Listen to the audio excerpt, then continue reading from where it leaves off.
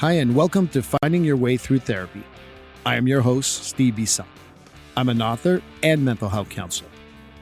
Are you curious about therapy? Do you feel there is a lot of mystery about therapy? Do you wonder what your therapist is doing and why? The goal of this podcast is to make therapy and psychology accessible to all by using real language and straight-to-the-point discussions. This podcast wants to remind you to take care of your mental health, just like you would your physical health. Therapy should not be intimidating. It should be a great way to better health.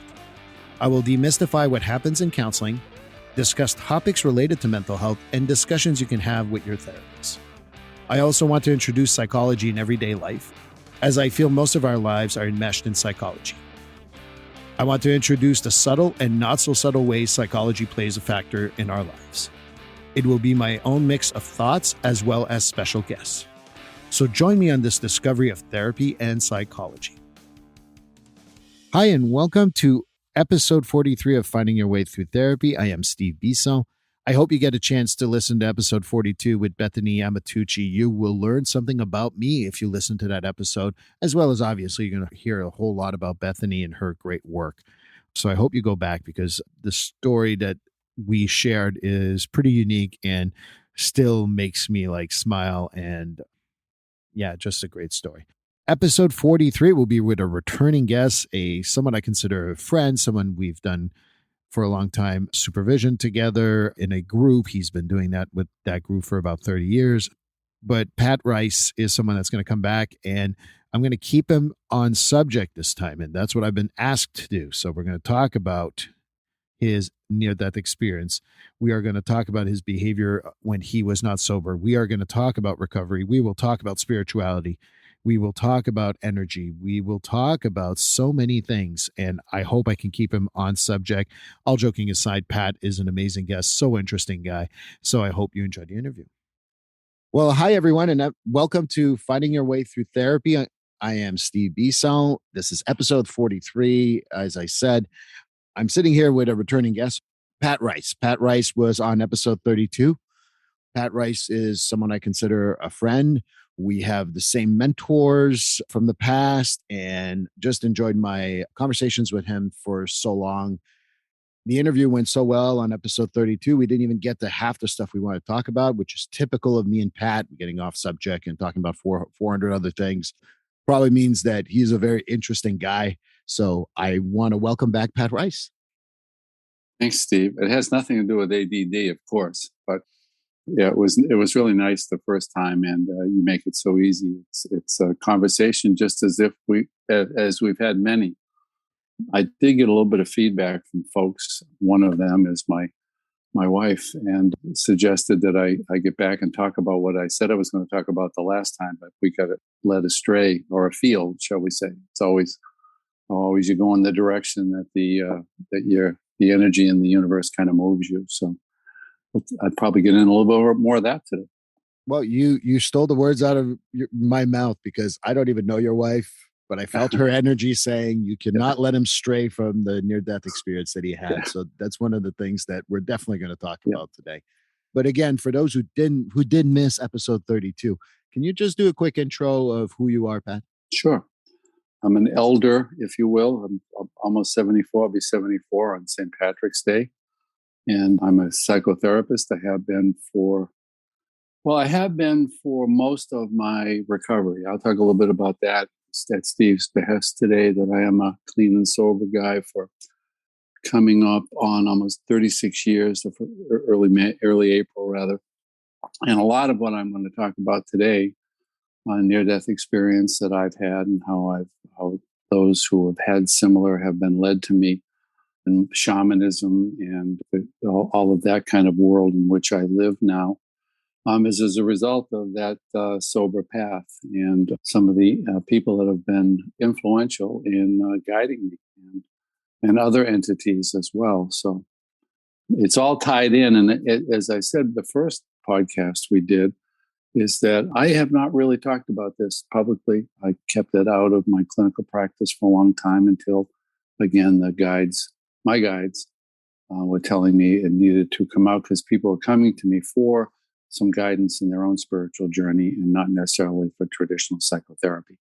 So my practice has shifted over time, and as all of ours does, we make ourselves available, and the universe sends us our folks, our patients, our clients. As we talked about yesterday when we just chatted a bit, is that the greatest teachers I've ever had are the people that have been sent to me to help. And they've led me to a lot of the people that have helped me because I was just curious. And if there's one thing about Steve and I that we resonate with is we're both exceedingly curious people. Yes, we definitely are. Yeah. I think that's why we end up like getting off subject on a regular basis. I think about our supervision group. Sometimes we end up talking about stuff like, oh, what were we consulting about?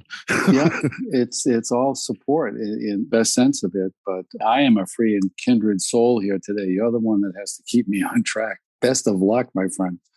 Well, like I said, I'm very interested about guides, and we're going to definitely get back to that because that's another thing that I got to tell you, I'm curious about it. I know a little bit about it, but I can't tell you that I'm very familiar with it. Mm-hmm. And for the record, when you talk about how you're like, for me, therapists come to me sometimes and ask me for advice. I ran a group to how to start a private practice at one point. They asked me, how did you decide to do what you do? I said, I really didn't decide anything. I'm a child and family specialist. I see no children and I see no families. Mm-hmm. I never became someone who does a lot of sobriety and a lot of trauma. Just with time, that's where it was guided for me. Mm-hmm. So I definitely, sometimes going with the flow is so important. But right now, I am not moving with the flow. I would go down a few different rivers here. Mm-hmm. Let's stay on one river right now. And the river that we're going to stay on, Pat, is your near-death experience. Okay. While we've been talking about it here, and it seems like we were talking about it, and I never want to feel like I trivialized it in any way, shape, or form. So I know this is a serious subject, and I really want to keep you on track because I think not only is your guide saying that, I literally feel like your wife has told me that, and I've never met her. Mm-hmm. So I'm not letting you deviate. I'm going to keep it to the point as much as I can on that. So how about you share a little bit about your near-death experience, or NDE, as you taught me a couple of months ago? Okay. I'll just start with the recovery because it's tied into it, obviously. I had it was a long ride, but it was a short time in it, time-wise, about 12 years total of alcohol and drug use, a lot of it. Child of the 60s. As we used to glibly say, if you remember the 60s, you weren't there, which was rationalization or euphemism for the fact that we spent a lot of it experimenting in search of the path that I'm on now. And I'll explain that a little bit, but I got clean and sober when I was 27, I think, 28. And the first time, and went into a treatment program that it was less sophisticated than they are today, but I stayed on a clean and sober path for about 5 years, got away from all supports, basically became a marathon runner, which is, I've said before, is the Forrest Gump plan of spiritual advancement. Just keep running, and then the day comes when your body won't allow you to do that anymore, and now you have to deal with grief and all of the stuff that was chasing you. It's like the wake of a boat that finally catches up, run out of gas.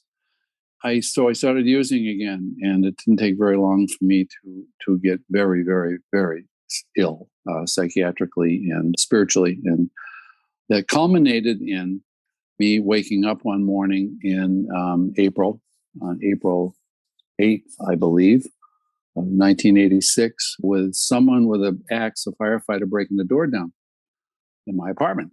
Yeah, a couple of people with them, a roommate and someone else that I knew. Actually, my drug dealer, but he was a friend of mine. Right. And I'm all shocked. And what are you doing? It's like 8 or 9 o'clock in the morning. And my roommate is saying, you're supposed to be at work. I said, it's Monday. I have today off. He said, Pat, it's Tuesday. What it boils down to is that I had been overdosed for 2 days and came back to life in this form. The vehicle that transports the spirit around came back to life because the spirit had left for a while and went to another place, and which I will talk about. Now, a reason I bring that whole scenario up is that obviously was a fairly dramatic intervention and got me that day into a treatment facility that was, I thought it was a detox. It was a very sophisticated psychiatric hospital. which had a detox in it, but I ended up on the psych unit because I was so dysregulated and so detached from reality. And for a lot of reasons, now I know a lot of it had to do with the fact that I had been someplace else and come back, been home, as I refer to it, then back. And it was a very disorienting experience, as it often is described. So after a number of days in that facility, just basically drugged. They give you a lot of heavy meds, as detoxes and psych units look pretty much the same. Everyone is heavily medicated, wandering around, bumping into things until the medicine starts to withdraw, and then you start to see baseline. Well, I was sitting in a group. What happened is after about 5 or 6 days, I think, in that I was pretty drugged, and they were starting to withdraw the meds. And the guy was sitting in front of me who was like me, a guy like me today, and said, Pat, they say here, I get your chart, and they say that you're crazy. He said, I think you're addicted. And if you give me, like me, he said, and if you give me 3 weeks of your life, we'll know for sure what is your problem right now, what's going on. And if I'm wrong, then you can go back up here and do the Thorazine shuffle for the rest of these folks. But I think you're a drunk and an addict like me. And there was something about him. He's dead now. Maybe I mentioned the last time. I can't remember. His name was, oh my gosh, I forgot, Mike. Anyway, it'll come to me. He lived in Maine, southern Maine. He had been involved in crime and things like that. And he was now a social worker working in a document. Mike Darcy. He's dead now. He died of cancer a few years ago. Amazing human being. But he was right. And I came back to Earth. And one of the first therapy groups. Now, every day they had a big therapy group, and everyone would be sitting. There'd be 3 or 4 counselors in there. The whole community, the recovery community was there. And I was just sitting there trying to orient myself, to where I am. It was very, very disorienting. And a 17-year-old boy who was sitting next to me, boy, I say, at that point, I'm 38 years old. I just turned 38. Started talking about, his experience, and he had and why he started using drugs. And he had died on an operating table or something and had this experience. And he talked about a near-death experience. And out of nowhere, I suddenly became entranced with him. And everything he said, I knew what he was going to say. I had been so heavily sedated in my overdose that I literally didn't recall much of it when I came back into this adult body. And I knew everything. And so, of course, I had to talk to this kid. I think I scared the crap out of him. Forgive me, that's a clinical term. But he took one look at me, wild-eyed, and said, "I got to get away from this guy," because I was just obsessed with it. And so I went into the library that they had. I don't recall internet in 1986, but I don't think they did have internet then. But I went to the library that they had there, which actually was what clinicians would use as well. And I started to research this. And when I got out, because I knew everything he was going to say, just like it had happened to me, duh. And I started to read everything. And in those days, everything started with Ray Moody. Yes. Who was the pioneer he's a physician, a psychiatrist. I think he was a psychiatrist. And he wrote many, many books on near-death experiences, and many others have. I bet I have read 50 books on near-death experiences and a bunch of other things. And because I just couldn't get enough. And in the beginning, it was validating my experience, because remember, I was coming out of a drug haze and an overdose state where neurons were coming back slowly. And I was psychiatric for the better part of a year. If it wasn't for the family halfway house and my mother and brother who said they will never leave him alone, they would have put me away for a long time in a locked unit because I was that lethal. I was just that unpredictable. Unpredictable. So, and it's where my recovery skills began, mostly in 12-step recovery, and which continues to this day, because I learned I didn't want to go back that path. So the near-death experience that he described it's a fairly classic one, and I would encourage anybody who has any curiosity about this day today, not that this talk, it's not that you've had one of these things, but many, many people have. And I'll get into that a little bit. And I just want to interrupt you for a Sure. second, Pat, and say a couple of things. Yes, he is a psychiatrist. Love having Google right available while I'm talking to you. Number two, the Thorazine shuffle is an old term for us, where people who have a psychiatric issue and it had a tardive dyskinesia effect to people. So they would shuffle their feet while they were walking. So that's what that was. Wanted to mention those two things because I think that you mentioned that. And the near death experience, we're not going to move from that. But for the record, I do think that you've been very clear about your addiction, and I appreciate that. I also think you crazy, but in a good way, because most good therapists are slightly crazy, in my opinion. So wanted to throw in a couple of things on that comment. Listening to Finding Your Way Through Therapy, I'm Steve Bison, sitting with Pat Rice, talking about his near death experience. Had to interrupt him a little bit here, but I want to get to exactly what you were going to go to, because I was like, oh, he talked about something. Oh, I heard this guy, knew what he was going to say. There's research recently that came out. It's not been replicated just yet. Came out in January about how our brains, when we get close to death, it goes to a certain part where our memories are kicked in. And that's why sometimes people do see their history. So there are some neurological advances that are making us understand more about why people see their lives right before they die. But we're not here to talk about research. We're here to talk about Pat Rice. So let's hear your story about you predicting and knowing what the guy was going to say next. Oh, well, I'll just speak to the research. I talked to a neuroscientist researcher not so long ago, last year, and asked her, I said, I was always told to learn that we know maybe 15% about how the actual central nervous system and brain works. And she said, yeah, that's maximum, she said, because it is the most complicated thing in the universe physically, as far as we know.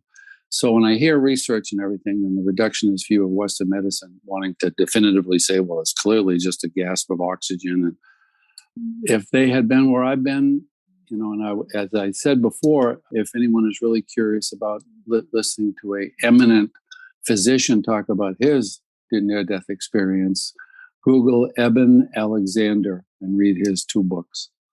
And gosh, Steve can find that thing. I can't remember them, but I actually heard him speak in Sudbury. Was that the guy at the synagogue? Yes. Across from the mosque in Hudson, Massachusetts? Yes. And there was many other people that I knew from the professional psych community were there as well, including one of the best psychiatrists I've ever known, Chris Gordon, so from Advocates.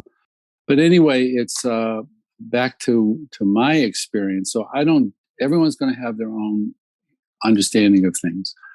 There has been an underground movement of people that Ray Moody started to bring that out, kind of like the gurus that say, well, we're going to continue whispering these messages. We're just going to use microphones.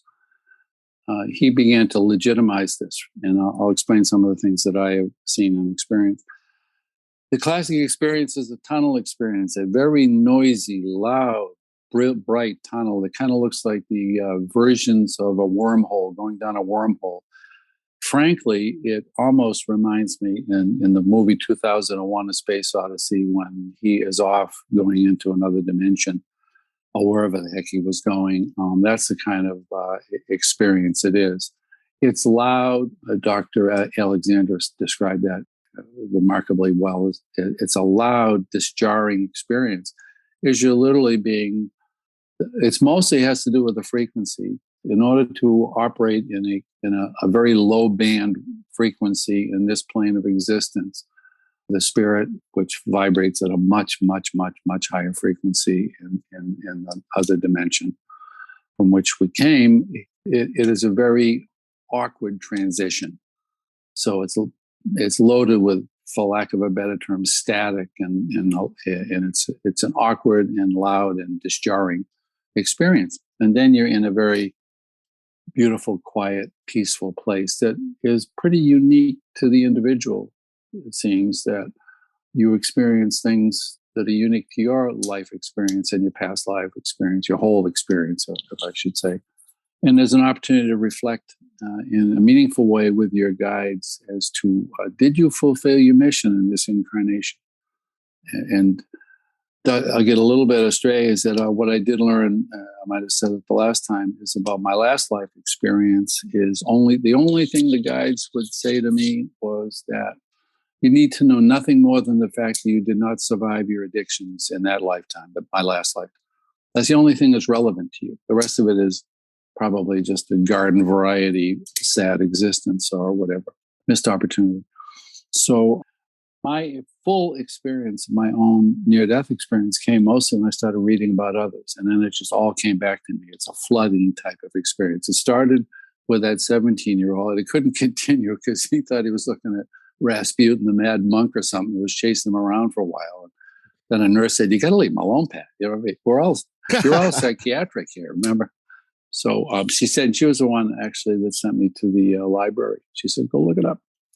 There wasn't much then, and they didn't have an internet search, so it was old school, and it was books. And I literally, as the books were being written, I was reading them the minute they came out and devouring them. And I'll fast forward from that. You're just on the other side, and it's the place from which we all come. There's just a No, I'm saying this through a consciousness that is fourth dimensional consciousness, not fifth dimensional. It is of this world. So what I remember, and it's hard for me to remember exactly what I know and what I've read about others and heard many others speak to. But there's a commonality, is that there is no fear. There is peace. Is there euphoria? Like we would think about that type of joy. What I remember more than anything is what would probably best be described in an ineffable, indescribable experience of love and well-being, and just in the right place. That everything that bothers us intellectually and all the ways that it can bother us physically in this plane of existence is not there. And communication is in a very simple, telepathic kind of understanding way. And it's just especially after coming through a death, leaving a body and all of that, that discharging experience, it's just so peaceful, and you feel so loved. That is the experience, love. If you're looking for one word to describe dark energy or chi or whatever runs the universe, that energy would be love, for any lack of anything else. It fuels everything. So then it's decided on that side. And I don't remember exactly the nature of it, but I knew that it was time to come back, and that it was time to come back to this experience because my work wasn't done. You transition back, and people say, "Well, what's different now?" Well, the single biggest difference for up to the point of that time in my existence, as in this lifetime, I had a terrible fear. And I understand now it was a fear of I had missed the boat. I had not fulfilled myself. I had wasted an education. I was just a bartender. And at the end, the bartender who couldn't stay sober on a day shift. I had clients driving me home at 5:00. People in the bar driving me home because I couldn't. So that's a fairly pedestrian existence. And I knew now that it was time to get to work, that I had things to do, but I was so addled mentally that I just had to heal. And that became a path where the one thing that helped me to heal was to read more and more and more about these experiences, and let my body heal and come back. And so in that process, I spent, thousands of hours walking. And that's my first experience of having a sense of guides in a primitive way. And then as I get into my practice, grad school and practice, and people were put in my path.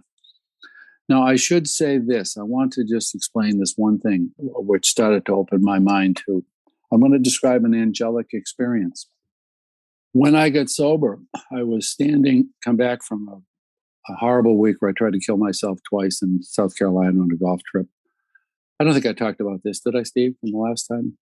I was going to say that you did not talk about that. Good. And that's kind of like very important to it is. Continue the story of Pat Rice. But I came back, and with a number of guys I used to go to play golf with every year. And I was having panic attacks, and I was eating 4 or 5 different drugs, sedatives, uppers, and copious amounts of alcohol. And I was a bloody mess. I tried to kill myself twice, and they weren't aware of it, but they just knew I was just a mess. I drove drunk down there. I remember driving on a sidewalk at 2 a.m. in Myrtle Beach, and I didn't get caught. But I remember just enough so that it'll never leave me. Should it ever occur to me that maybe flammable liquids would be a good thing to consume today, not happening. So Right. I'm standing at Logan Airport. My disgusted friends left me with all the baggage on the curb while they went to get a car, that was parked someplace. And they were disgusted. They wouldn't even speak to me. And I'm thinking about I was going back to Maine, and I was miserable. And I'm picking buses out because the shuttle buses for the rental cars and stuff was zipping by. And I remember one, I was waiting for one that only had a driver because I didn't want to horrify people as I stepped out in front of it. I just wanted to, apologize to one person that was going to ruin his night, and I was going to end it. As I was just about to lean off that curb toward the Avis bus, the yellow Avis bus, as I recall, I heard a voice behind me that said, Pat Rice? This is emotional. I turned around, and a dear friend of mine who had been an innocent girlfriend of mine in high school, and we'd maintained a friendship in college, Donna, was there. I hadn't seen her since her wedding 20 years ago or something, or 18 years ago. And she told me afterwards, I turned around, and she thought I was going to break her ribs because I hugged her so hard. And we connected quickly. They were in a shuttle. Her parents, they were coming back. She was divorced now, and the kids were coming back. And we agreed to phone and talk. And it turns out that not only at that moment did she save me, but she was in dire straits too. We reconnected. She helped me to encourage me to get into the hospital. And then I think I overdosed because, I got all the stuff. I might as well, the classic addict alcoholic. I got all the stuff. I might as well just use it, and then I'll get whatever. I'll deal with it. The last hurrah. Yeah, the last hurrah. When I worked in the detox and see people get out of a cab, guzzle the last pint and throw it in the dumpster and walk in, got to get the last drop in before you have to finally stop. So but she was instrumental in the first, in my early time here. When we reconnected in the best possible way, I was able to, as people told me later, that I validated her. She'd been really depreciated in a very controlled marriage to someone who was very powerful and had marginalized her. And so we helped each other in a way, but she was very ethereal. And she was a person who later was said to be, by a former teacher of ours, totally without guile. I say that because I'm 10 months sober, and she died of pneumonia at age 37. And Holy yeah, smokes. she got that Jim Henson version of pneumonia, and walked pneumonia, and she wanted to do Christmas for her kids. And the day after Christmas, she went in the hospital and died on January 14th or 15th in 1987. And that was the day I was on my own, and I finally had a choice to make. Which path are you going to take? And of course, I went to my AA meeting, and for the first time told everybody about her, because you weren't supposed to tell people about relationships or whatever. And that's when I understood the power of that support group, where the unique thing about these types of support groups is that if people are in pain, people in the room move toward the pain. They don't move away from it. I can remember having a panic attack in Roach Brothers, and someone came up to me that was like a neighbor and said, "How you doing?" And I started to tell them, and they said, "Geez, I just came in. I got to go, but geez, you ought to talk to someone about that." A good thought. So Nothing like a good supermarket panic attack. Nothing like that. You leave the thing, and you're out there, and you're doing deep breathing exercises against your car. That was the early going for me. So I was on my own now, but I'd watched her die. She took basically her last consciousness. I was standing with her, making her laugh, actually. They were going to do a biopsy, and they were giving her morphine. And I said, geez, you get all the good stuff. I could use some of that right now. And she just, she was intubated, so her eyes were laughing. And then she never regained consciousness, and in an ICU.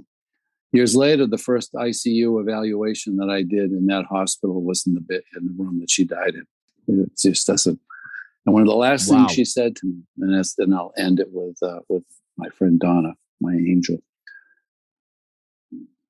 She said that every single thing that you've had experienced to you, every pain, every difficulty is going to give you great leverage to help another one day, which is the spirit of selfless service and helping others. And if there is one tenet of how to stay focused on a balance in a kind of a recovery movement or 12-step movement is help somebody else.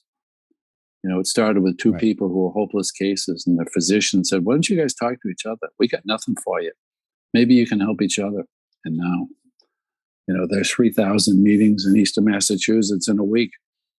That is the spirit of it, and it started with her. But I then now had to find another avenue, and it started innocuously enough is that I was taking over my mentor. I've talked about him, Dick, in the last one, the chaplain in the hospital in which I worked, who was a recovery mentor and also a life mentor. And he trained chaplains, and he trained me as a chaplain, if you will. And I used to get when I walk into a room, people thought I was a priest. No collar or anything, but because of the aura that, following around a real healer like that as a being, you kind of pick up on their energy. But I took over his group. He went in to have a hip replaced, and I took over his group. And in the group sitting next to me was a young woman. And this has been the path, is that once I became open to studying and acknowledging my own near-death experience, I can't tell you how many hundreds of people have found me, working in a hospital, and doing consults all the time, being the first person they talk to after intubation when they're extubated, in an ICU, after 10 days on an Ativan drip to save their life. They've had a lot of experiences that often the medical teams don't talk about. Some of them do. It's a hard thing to do that. I remember Brian Weiss, another psychiatrist who spoke about helping people get in touch with these past experiences, said in his preface to the first book he wrote, he said, "I'm probably going to ruin my career." That's what my colleagues told me, because he was a Yale-educated psychiatrist and an eminent scholar or whatever. But so sometimes they take a chance. And many of the books about near-death experiences, much like Dr. Moody's, have been written by physicians, a lot of ER physicians. And Pat, I'm going to interrupt again. I'm trying to give you all the space. Okay. And again, remind everyone, finding your way through therapy, Steve Bisso. I'm pretty much wanting to hear Pat's story. And there's about 40 questions that came to mind while you were talking. But I'm going to start with one that to me is so meaningful in my life, because when you talk about, for me, it's not about guides, but there are people in my life that have since passed. And I feel that their guidance and their presence has been around me since then. I think about a good friend of mine who died. I talk about it in my book, Avi, who died when I was 12 years old. Have my family members like my grandmother, and certainly a good friend of mine, Christina, who passed away. I can't believe it's like 13 years ago. But at the end of the day, what I feel is that sometimes they come back in my life in weird ways, and not in a bad way. Like they show up when I need them just to guide me. You were talking about your ex-girlfriend who unfortunately died of pneumonia. It really sounded like she had such a spiritual connection to you. Has she manifested herself in your life since then? That is a very good question. And of all of the people I have known in my life and have been related to, and some I never met, she has not come through. Interesting. And I have a sense that she and I have been together in many lifetimes, and is the kind of the soul pod that they talk about, kind of like a repertory theater where you have different roles depending upon the production, that type of a theater group. But no, I've never had a connection with her. I've had, parents have come in a lot, other relatives that I knew, some that I didn't, other beings that are familiar to me, but I don't know from where. But Donna has never come back in. I expect that sometime we will reconnect. That's the nature of kind of soul mates, soul connections like that, is that you meet someone, and it happened to me not so long ago in a clinical setting where I just knew I knew this person, and there was no way I knew her or whatever. The gender is, there's no gender on the other side. So but no, she has never. I think her job was to upload, and that's what the guides do, and your assistants, your ascended masters or whatever, is that they periodically upload you with information. When my mother was about to pass, my dad, who died many years earlier, came to me and said, you're going to be very disoriented for a while, for a few days, because your mother has a lot to give you. She's going to give you a lot. And that's what they do, is they just kind of upload you in the vernacular today.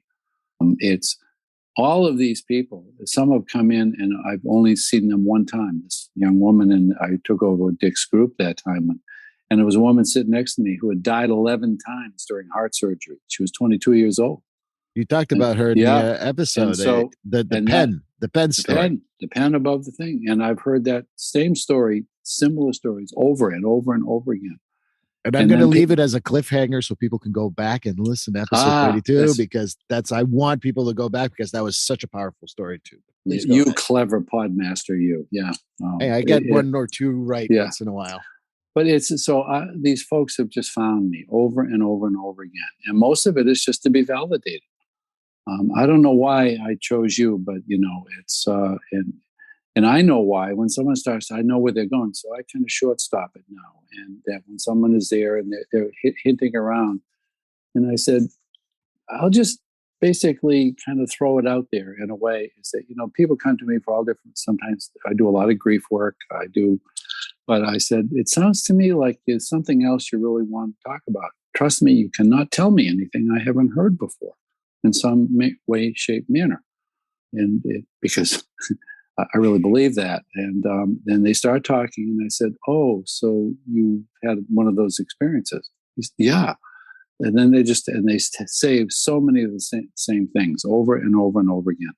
And the one thing about, from a validity standpoint, is that most of them that come for this validation have never read a thing about it.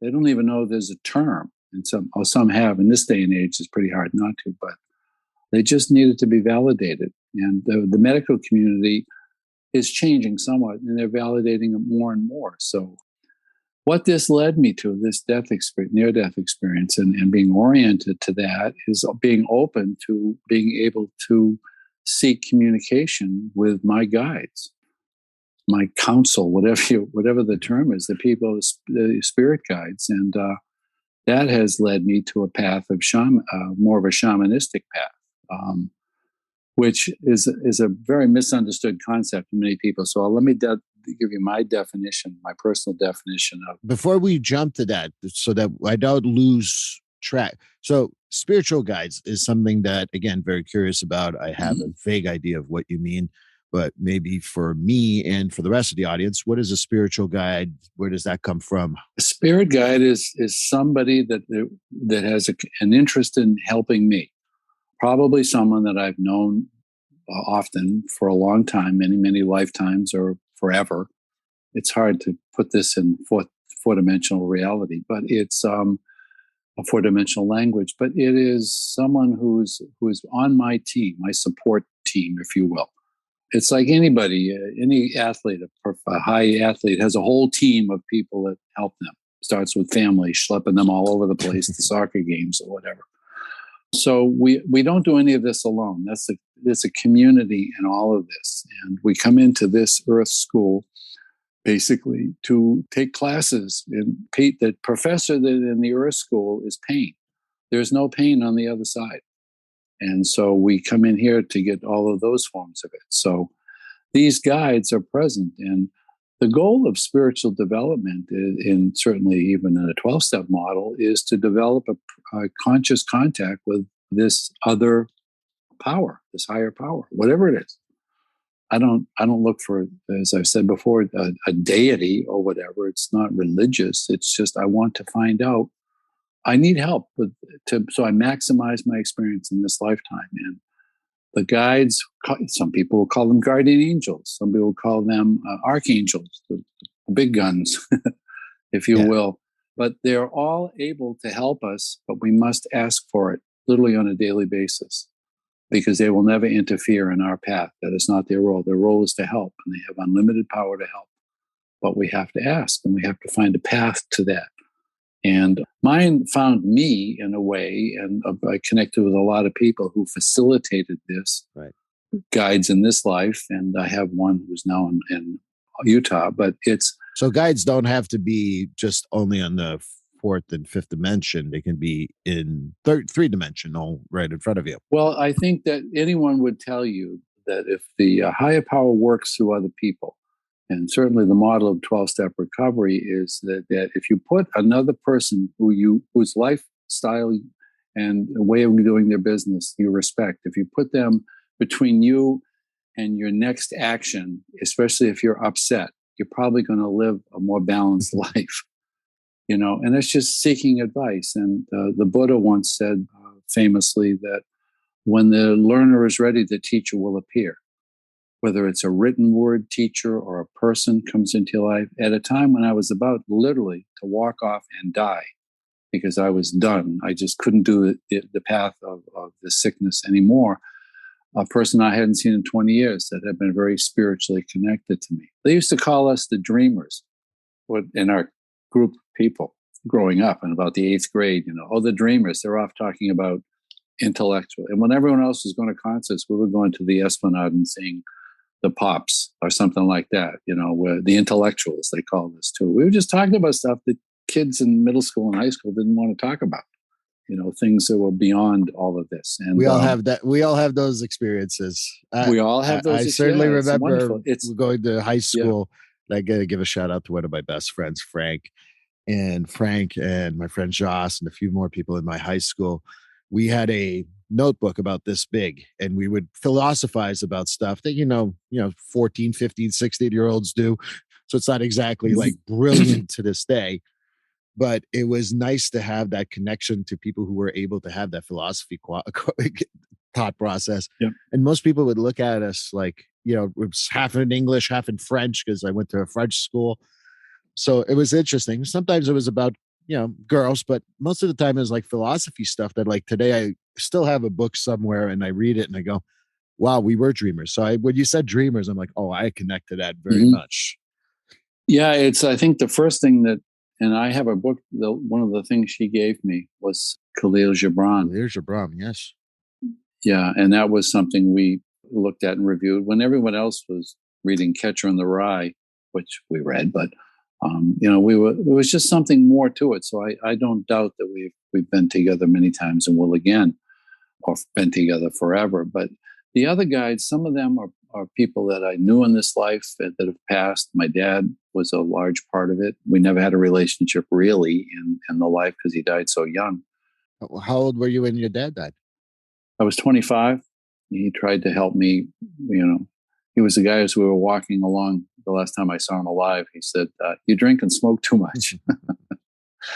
And I said, not any more than you. And he goes, that's right. And he was dead in a month. And that's the day I stopped smoking. And it wasn't so long after that I quit drinking too for the first time. And so but there are many ascended masters and guides, some of which are probably are ancestors that I'm unaware of. But there's a sense that I knew immediately that what was true is that many people have did everything in their power to keep me alive long enough so that I could fulfill myself in my mission, which was basically to burn the karma of all of the mistakes I'd make, and by helping others and doing the things that I do now.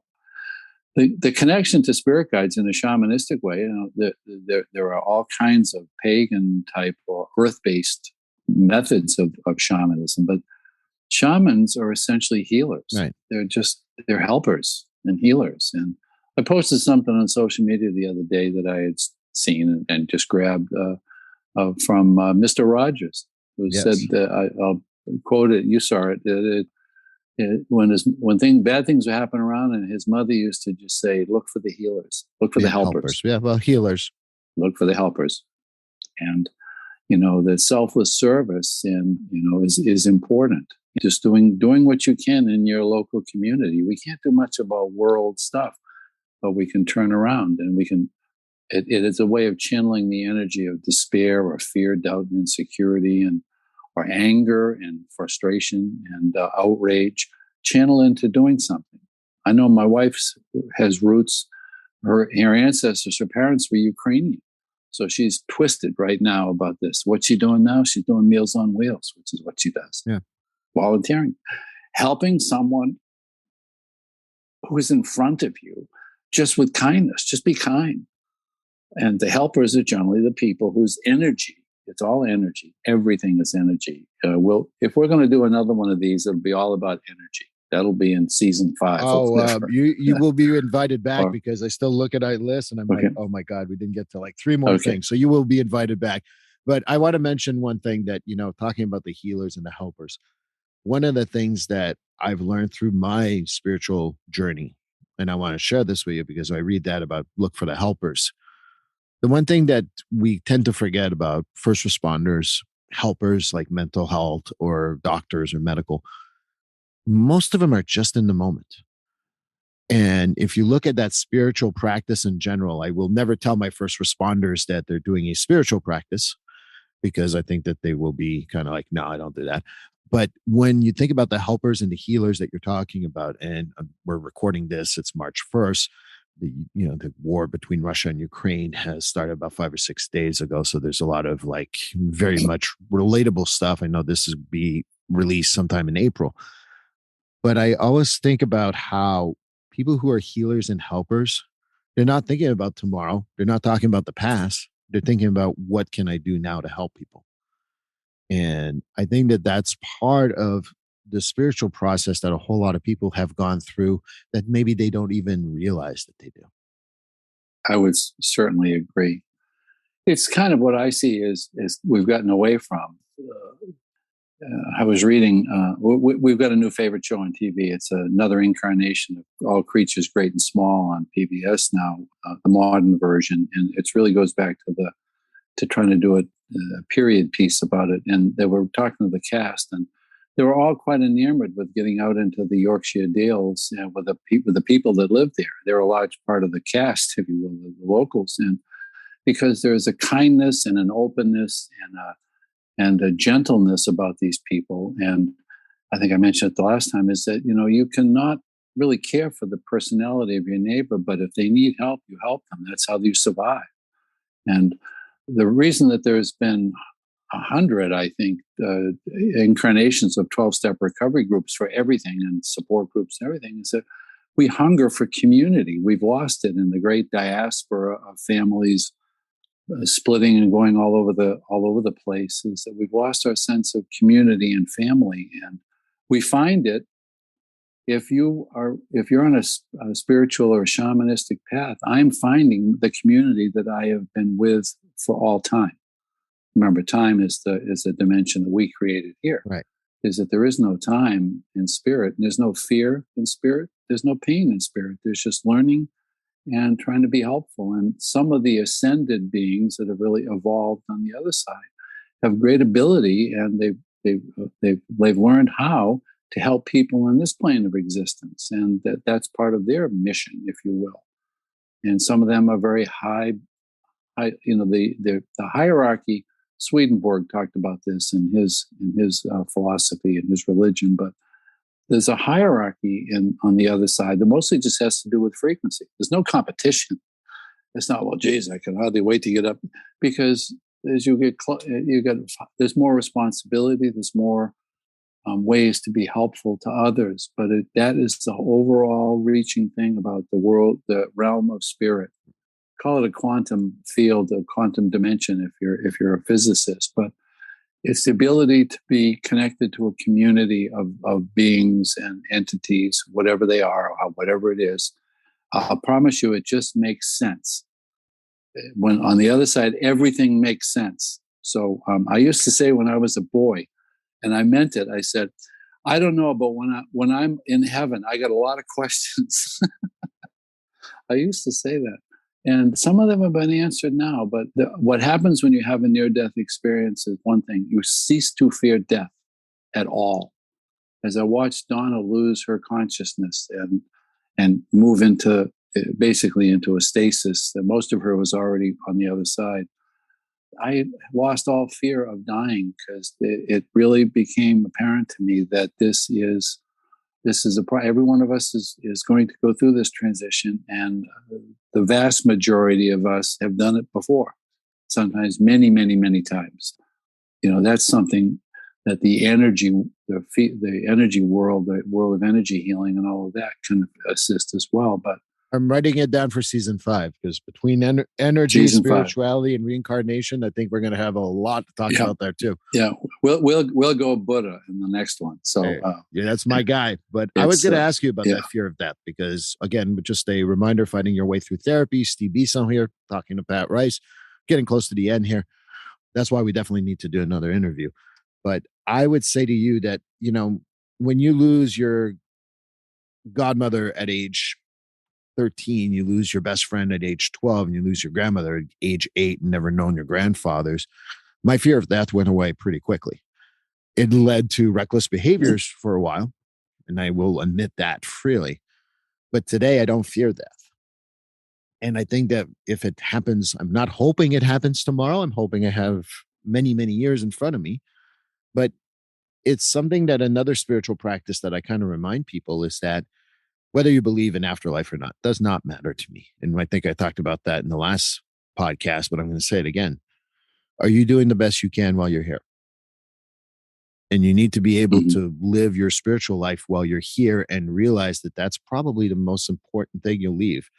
People talk about legacy. People talk about, I've never compared myself to Pat Rice or Dennis Sweeney or Bob Cherney or Don Scott or Courtney Romanowski. I don't have time to compare myself or compete with anyone.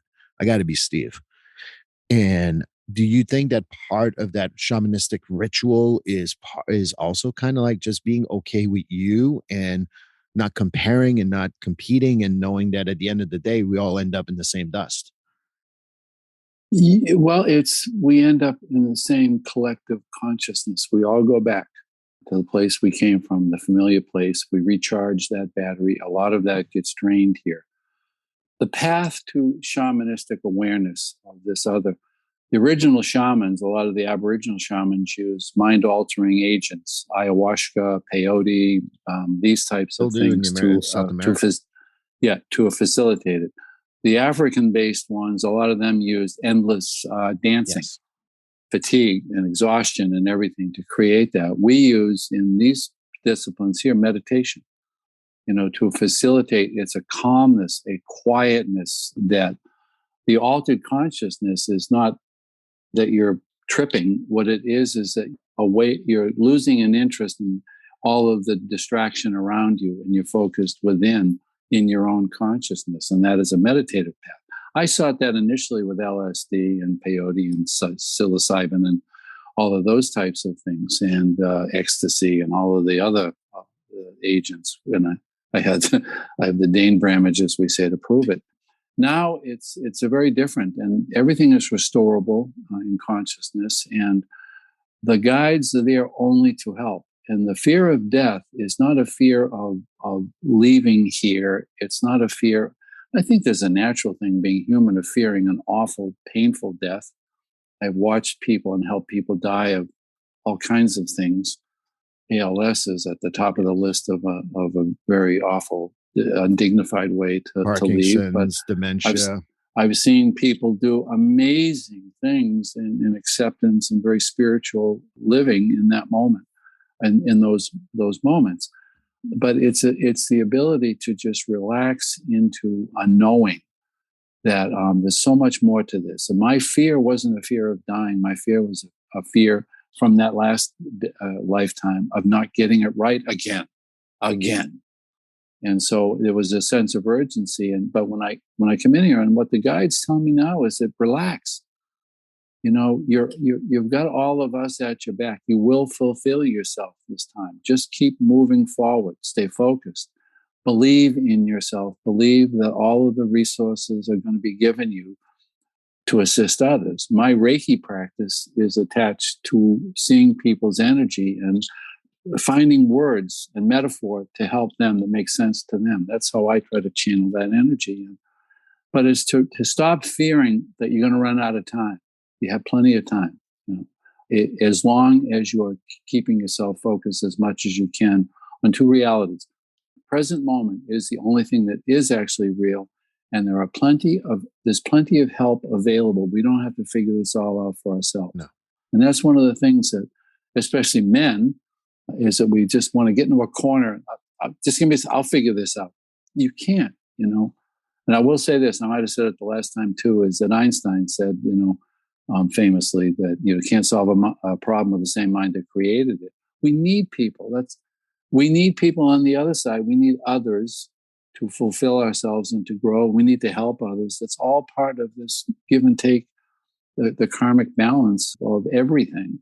And we've lost a lot of it on planet Earth now, is that we're become, in many corners of the world, takers and not helpers.